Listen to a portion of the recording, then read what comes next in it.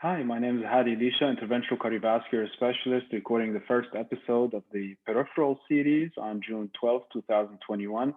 This Peripheral series stands for Peripheral Interdisciplinary Physician-led educational rounds for amputation prevention and limb preservation, and it's destined for endovascular education on cardiovascular interventional techniques.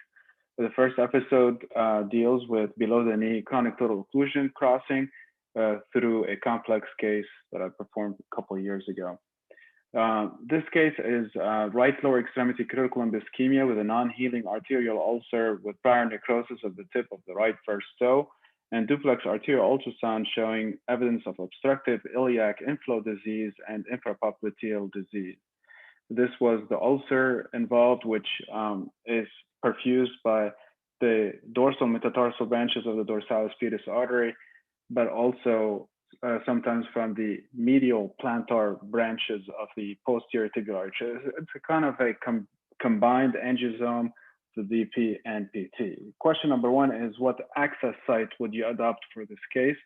Since there was right inflow disease, iliac inflow disease, and the patient had renal insufficiency with limitations of large contrast administration, we decided not to perform a CT angiogram for planning and count only on the duplex arterial ultrasound and go straight for an angiogram, since the patient had Rutherford class 5 arterial insufficiency symptoms and signs.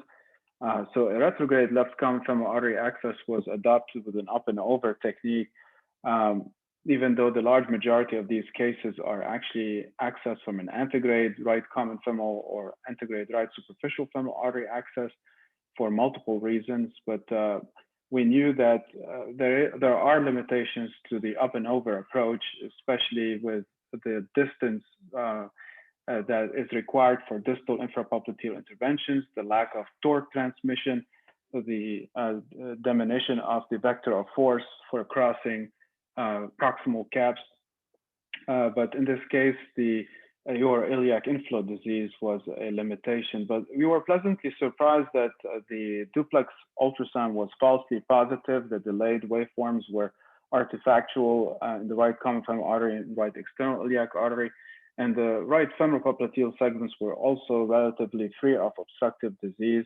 But of course, there was triple vessel infrapopliteal occlusive disease with an anterior tibial artery occlusion after severe osteostenosis with heavy calcifications and reconstitution from collateral flow from the perineal artery, which is itself chronically occluded and reconstitutes through bridging collaterals from the tibioperineal trunk, which was patent. Of course, the posterior tibial artery was also chronically occluded in this case. This is a very frequent everyday practice case. So in the process of antegrade wiring with an 018 CXI microcatheter and a Command ES 014 wire, which crossed very nicely the proximal stenoses, but definitely went into the subintimal spaces around the proximal cap, as we encounter frequently in daily practice. So what are, in this case, what are the other alternative approaches to cross this chronic total occlusion? The first one is antegrade dissection reentry. Some of the literature comes from the chronic total occlusion coronary literature, whereby a wire of specific characteristics is advanced from the antegrade subintimal space and back into the true lumen. It's not a very frequent way of crossing. It can happen sometimes at the infrapopliteal space, but less than other techniques. Retrograde access has become very frequent in CLI interventions, especially was adopted in this case also. And the wire can cross from a true luminal space to a true luminal space, from retrograde to antegrade access sites. The third way is getting catheters from above and below and performing what is called the rendez-vous technique, where a wire is threaded from one catheter to the other from an antegrade or retrograde access, followed by flossing of the wire from both access sites. A frequent technique adopted in the peripheral vasculature is a CART technique that also comes from the coronary literature, which is controlled antegrade retrograde tracking technique, whereby a balloon is inflated from retrograde axis and a wire crosses from an antegrade to the retrograde true luminal space.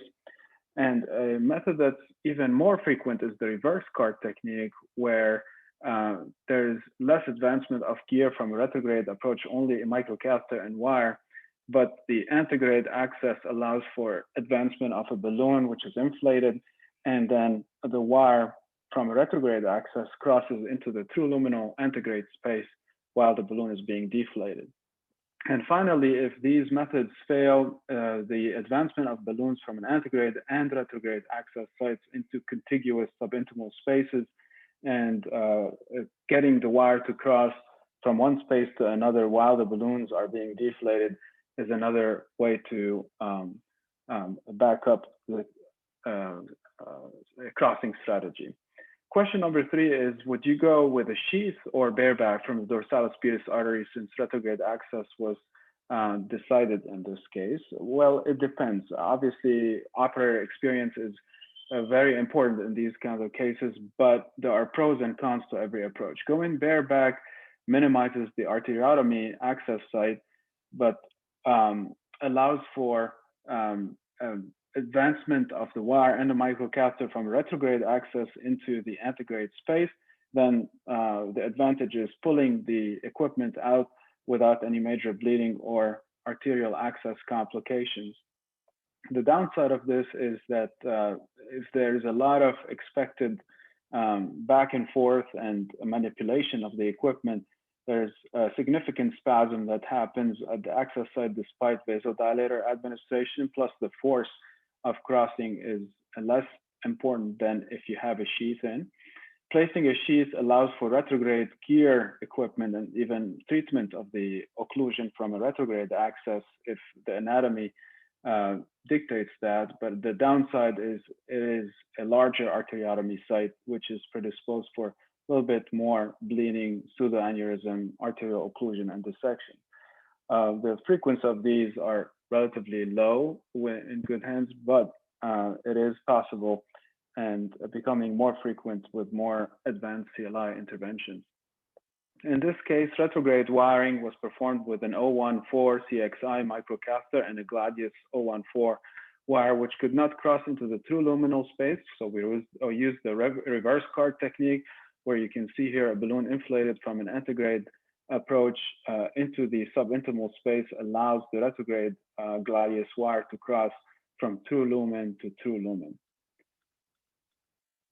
Now, in this case, after the reverse CART technique was performed, the retrograde wire was threaded into the antegrade sheath and subsequently flossed from outside the body from antegrade to retrograde access site. So this technique is called Safari technique, or subintimal arterial flossing with antegrade and retrograde intervention, whereby a wire is crossing the retrograde axis back into the antegrade axis, flossing the body from one side to another and allowing for a very good rail for advancement of gear and interventional equipment, especially through the occlusion sites. And once the balloon is, the balloons are passed through these occlusions, the wires can be pulled from the retrograde access site and the distal lumen can be rewired from an antegrade approach, like it happened in this case. So in this case, after atherectomy and balloon angioplasty, specifically orbital atherectomy in this case, we had a satisfactory result on the anterior tibial artery. This was a 3.0 200 millimeter balloon inflated for up to 5 minutes. And this allowed for adequate outflow into the dorsalis pedis artery, which had distal microvascular disease, but allowed enough flow to the wound and enough blush for adequate wound healing, like you see on the last angiogram on the right. And of course, since we had adequate wound blush from a dorsalis pedis artery circulation, we did not feel that another extensive intervention on the chronic total occlusion of the posterior tibial artery is required. And this was actually encountered good clinical healing with this ulcer was His picture was taken 3 weeks after the intervention, and subsequently the ulcer resolved in the next 3 months after the intervention. In terms of take-home messages, the crossing process in the chronic total occlusion below the knee interventions is a very dynamic process, and one must be very flexible in the thought process depending on the feel of the wire. And moving from one step of the algorithm to another should be relatively quick in order to be efficient in these complex, long occlusions. But of course, this has to be well thought of before the case, and plan A, B, C, and D has to be outlined in one's mind before tackling those tough interventions. And finally, the rendezvous technique in the tibial arteries is a little bit more successful in the infrapopliteal than the suprapopliteal segments, just because of the fact that the space is more limited, and as the catheters are well aligned, wires are more easily threaded from one catheter to another without the frequent use of snaring techniques. Thank you very much.